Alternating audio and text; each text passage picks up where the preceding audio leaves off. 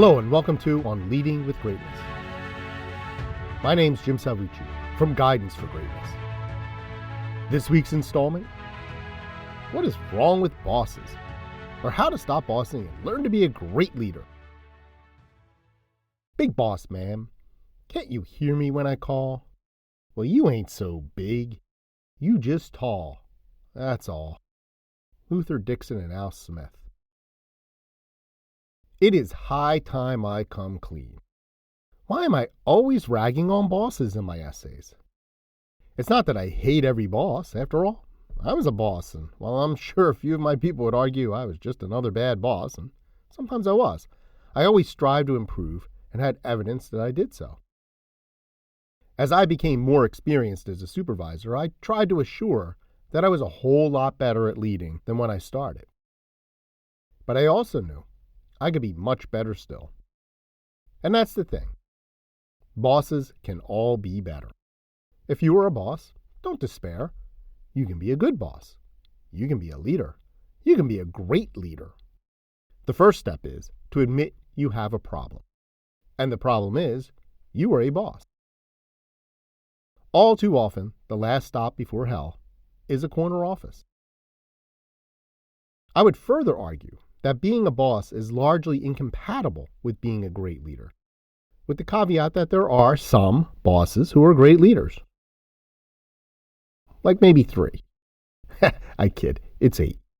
But it can be done. A boss can be a great leader, although bossing as we generally conceive it runs in a contradictory direction. Everything is stacked against good bossing. To be a boss in the typical mode, one must put oneself and one's own success first, even when that personal success is disguised as something less self-serving. Yes, there may be feints toward a more inclusive and open approach, but the default is me, mine. Some bosses, maybe even many, manage to rise above this solipsism, but they will defensively sink right back down when things get tough. It's a form of psychological regression. Worse still, the reward system for bossing is almost entirely geared against truly great leadership. For instance, short-term gain, one-off successes, and reaching measures instead of hitting goals are the mark of a successful boss. Not overall organizational well-being and long-term and consistent achievement. What's a good boss to do? Let me offer a partial list of the ways a mere boss can become a great leader, keeping in mind that many leaders are not bosses at all. If you want a more comprehensive and personalized understanding of how to become a great leader than I offer here, you'll have to hire me.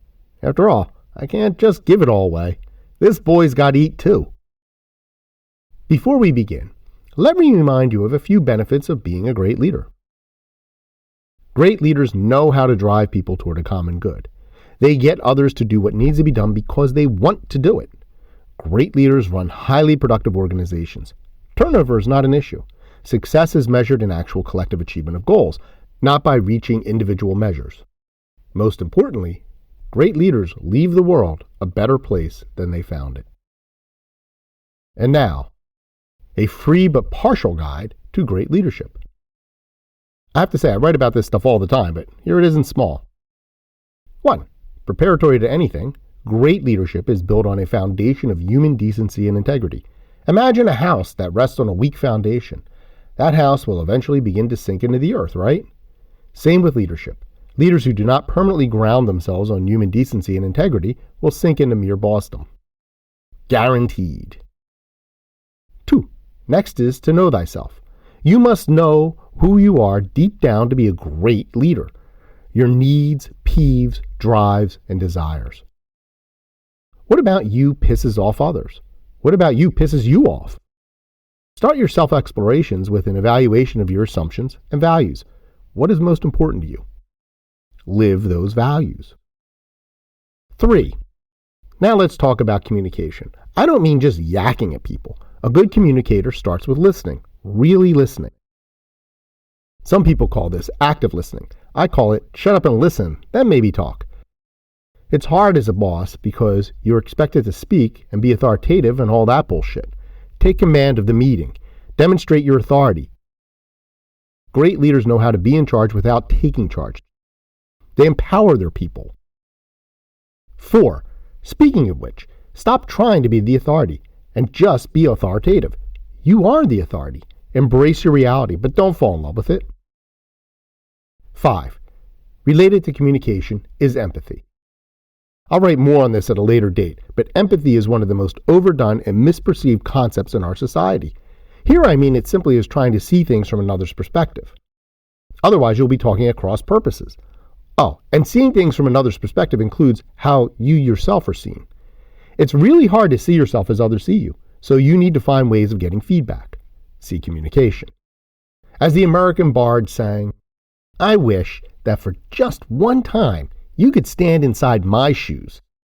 You'd know what a drag it is to see you." 6. Don't be a pick one, jerk, asshole, overbearing blowhard, bully, narcissist, or stupid. It's really that simple. Don't be. It's literally your choice and one of the few things you can really control. 7.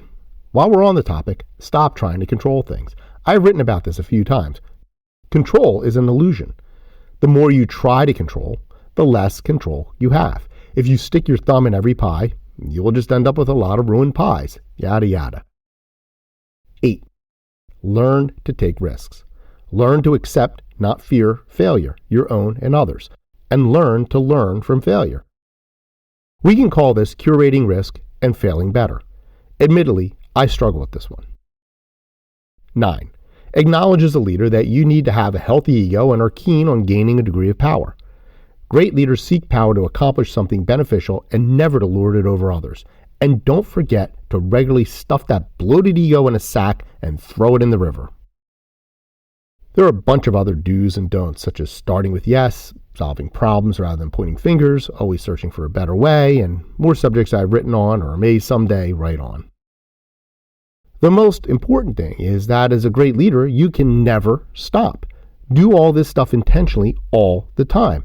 Great leaders are great when they wake up in the morning, all day long, right through dinner, and as they down a scotch at night in front of the TV. Leadership is not like Batman putting on an uncomfortable outfit to go to work. Wearing the most badass rubber ensemble does not a leader make.